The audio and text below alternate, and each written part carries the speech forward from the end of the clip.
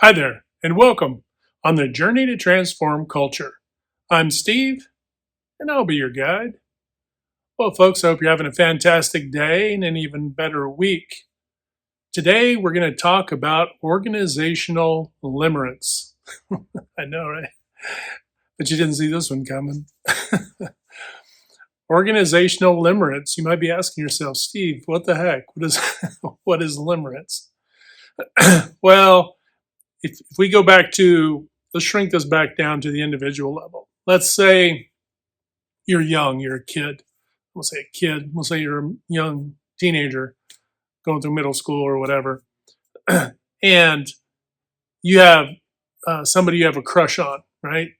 Somebody you have a crush on, and so you might have a crush on them, so you talk to them, whatever. You're not dating per se, but you're getting feedback, and you think, oh, well, they like me too, right? But then they may like you. They may think, oh, nice person or whatever, and cool to hang out with, whatever. But maybe that's it, right? They're not interested in you beyond that. But if limerence is essentially projecting onto another that they feel the same way you do, right, in a situation. Now I'm using that, in the more the affection side of the house. But this could be really anything. It could be, hey, somebody believes in this product the way I do. It could be a peer that you work with. Hey, we believe the same thing about XYZ, what's going on at your site, whatever, right? But it's a projection.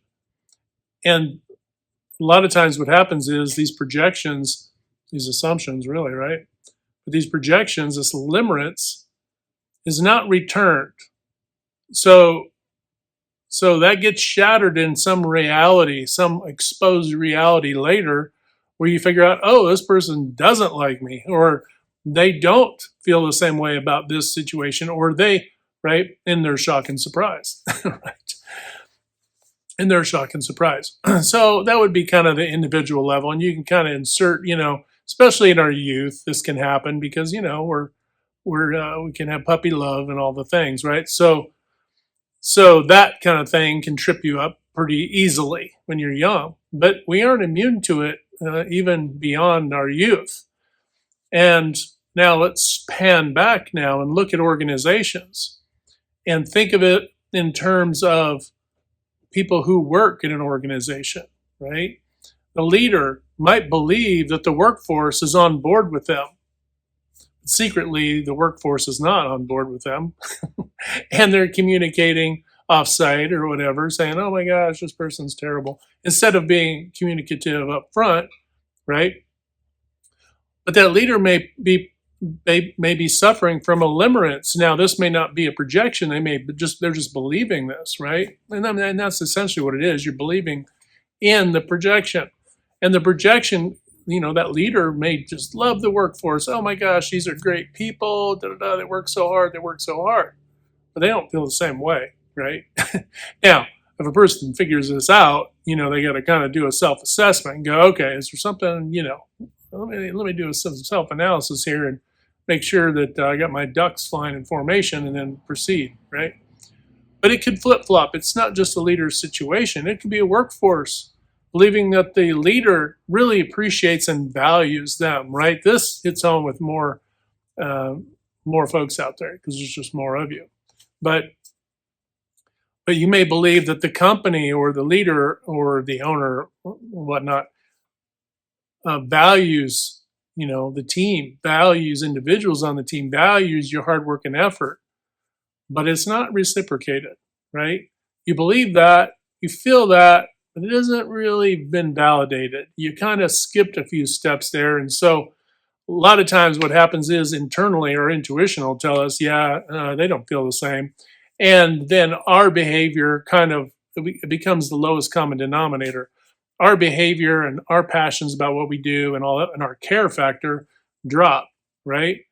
And sometimes this happens because we had an expectation or had that limerence that the organization felt the same way about them than that the team felt about the organization. You see this happen when there's layoffs, right? Now, we can talk the math of layoffs and all the things, right? But generally, the layoff problem didn't start, 2 or 3 weeks, 2 or 3 months out. The layoff issue was probably brewing a year prior. This is why I always found it bewildering that organizations didn't seek to try to do improvement efforts as an effort to be able to prevent that, because remember, you need a team. Remember, we talked before about you need all the feathers on the wing to get altitude and loft, right? And you're not going to get that if you don't have a team. And the team that remains is not going to trust the organization now. And if they had any limerence, wow, it's the rug has been pulled out from underneath them, and the gig is up, right? And the tough part is the organization and maybe some of the leaderships or support staff may have projected as well and communicated as if to really say, oh wow, we really value the employees and they're like family and da da da. Well, how do you treat family? Right? It's the next question. But you can see where you can set yourself up with limerence, right? And the whole idea too about limerence is, well, I should say one element of limerence, not the whole idea, but an element of limerence too is just to keep this in check. Understand, I've seen organizations where the leader, owner, whatever, they really had the business because they want attention. They want validation. The business is an extension of their desire for validation. They sought and fight for customers because they want validation, right? And there's a codependence there, right? But it's not really about what we do and what we make and what we provide the customer, which actually should be the thing that feeds that dopamine hit, that feeds our satisfaction and returns that validation, right? Not that the customers are essentially have hero worship over the owner or the leader, etc., right? And the same thing goes for the broader team. If the broader team is in a cult of personality with the leader at the site or the ownership and so on and so forth, then they're in the same trap because they're not there for the right reasons. They're not there because we have a passion about what we do and what we do in serving our customers, right? Now, I'm not saying you can't have an appreciation for your leaders, and the leaders shouldn't have appreciation for the team. It really should just be one thing. But here's where it should be. This is where our track should be laying. It should be laying down the nice garden path of collaboration, right? This is how you know that you're appreciated, because there's collaboration, not a codependence, but there's a certain level of reliance when we're talking about, hey, the bird needs the feathers and the wings to get aloft, right? I mean, there's just no way getting around that. Otherwise, it's what? A mouse or a rat, right?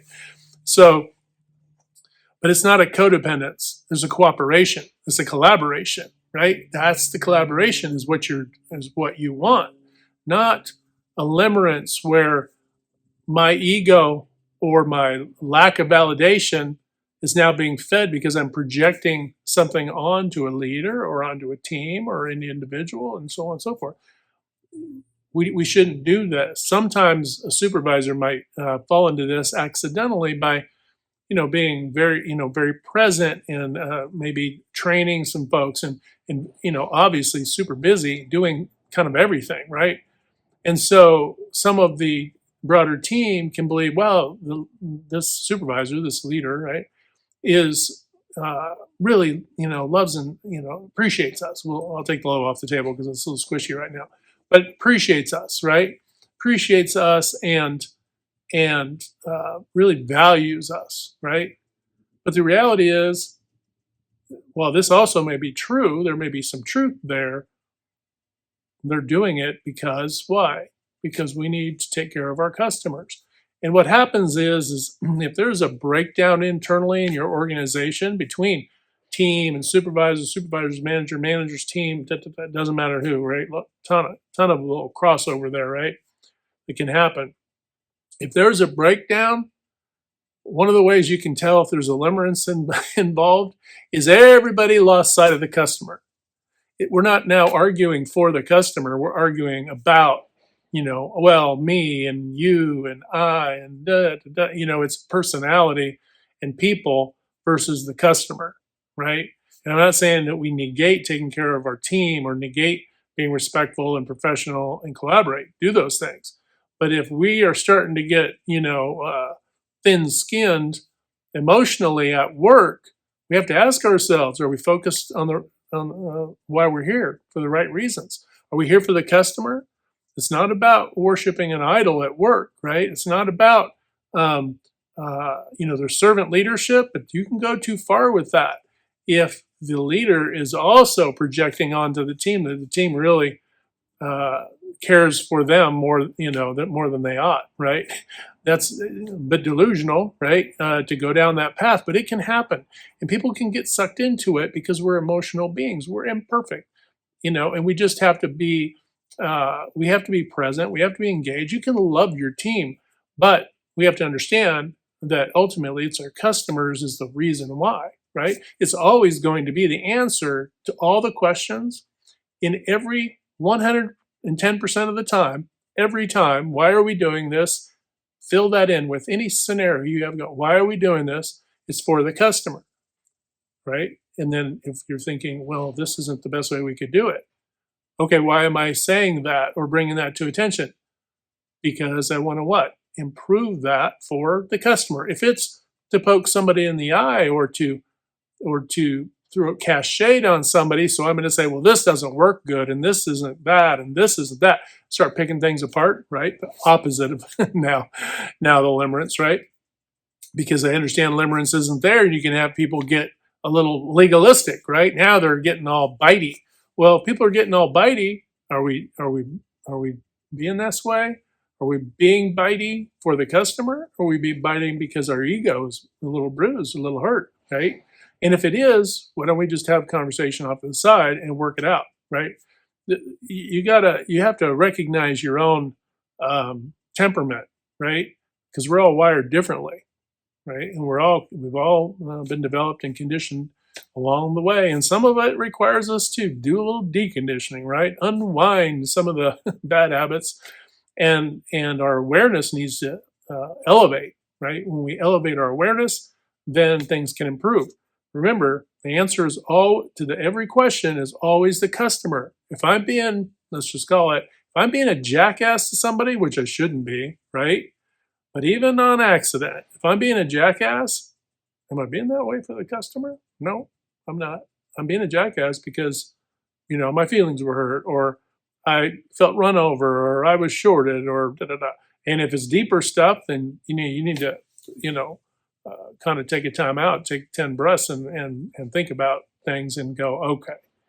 But what you don't want to do, right?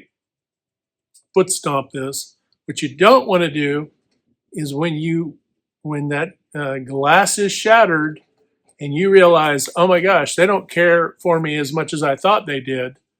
You don't go to war with the organization. You don't go to war with your peers. You don't go to war against the customer. You don't. You go to war with, why did it make me feel this way? Why did why was I thinking like this to begin with? Oh my gosh, my focus wasn't on the customers. It wasn't on, because remember, yeah, there's the customers that use our product and service, but then they're the customers in our lives. And if you go back in our videos, remember, who isn't your customer?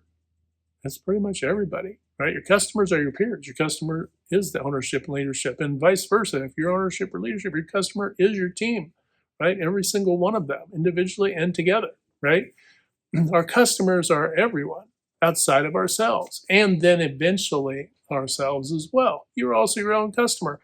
So what did you lose sight of? You lost sight of yourself, and you started to think that you needed some outside validation, right? Now, this is subtle stuff, folks. This isn't something that happens on the surface level of most, superficial organizations where they're afraid to get anywhere below like 1 millimeter below the waterline about humanity and behavior, right? If you're not ready to question your behavior, you're not ready to be 10x better than you've ever been. because you have to unwind this stuff individually, as a team, as a leadership group, and the organization, site level and beyond. So keep this in mind. Where you're afraid to go, this is where, what you fear, this is where you find your treasure, right? To terribly quote Joseph Campbell, is, where you fear to go is where your treasure lies, right? If you're afraid to deal with certain fears or certain things, that's where your treasure lies. You tackle the issue of the validation and all those things, then your treasure's on the other side of that. Oh my gosh, I didn't need to feel validated, right? And some folks might say, well, I don't need to feel validated. I know what you're talking about. Right? Well, guess what? I don't care who you are. Everybody likes to be appreciated. And if you've been appreciated enough, may have allowed yourself to feel, to put that as a mechanism for you to feel validated, right?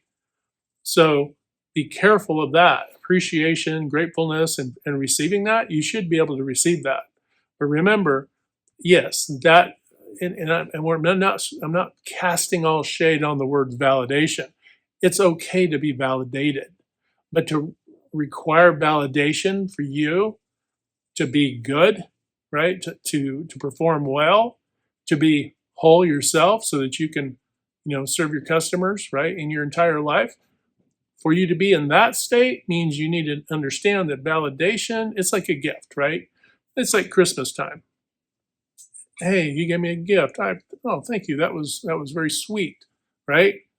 Hey, that's great, right? And you cherish the moment, you're engaged in the moment, you're present for the moment, you got that gift, right? Then you pretty much move right back into normal life, right? You don't seek every moment to receive that gift. This is kind of what limerence can do. It can project that the other person really cares as much as I do, right? Or the other group or the other entity, right? If you're the team, we're talking about the leadership. Leadership, we're talking about the team, right? If any one of those two could be talking about the ownership. And then requiring that validation, right? Requiring the validation that you're not getting because you're projecting that to begin with, right? They may not appreciate your efforts. That may be the sign that I need to pick up my game and perform better, right? So there's a lot of little ways to look at this. And I know this is definitely a bit of a kaleidoscope topic, right? Where as we move our chairs around the table, we can see it from a different point of view, and definitely a discussion, right? Starter to get folks, because folks, there is no perfect answer. But one of the things to keep in mind is we need to be careful. We're not seeking validation, but we're not boomeranging off of that projection, which is kind of a limerence, right? Limerence, feeling that somebody else feels the same way I do. That begins the kind of the trap, right? Don't fall into that trap. And this actually works for relationships too, ironically. But anyway, well, folks, hope you're having a fantastic day. Remember, hit that good green domino 3 to 5 times a day or more to uplift, motivate, inspire, and just encourage one another. When you do this, not only helping to transform culture, we're transforming ourselves. And never think too lightly about that. That's very important. All right, folks, take care. Hit like, share, and subscribe. And until next time, we'll talk to you later.